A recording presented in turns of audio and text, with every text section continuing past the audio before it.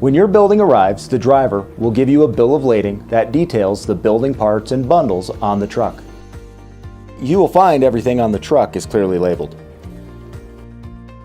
Some customers share their truck with other customers to reduce costs. We call this a consolidated load. If this is the case for you, it's important to make sure you don't accidentally take any parts that aren't yours. And it's equally important to make sure that you get all of your own building parts. If you have to unload on an uneven or muddy surface, like this job site, we recommend a rough terrain telehandler. Warehouse-style forklifts should only be used if unloading and staging on flat and hard surfaces.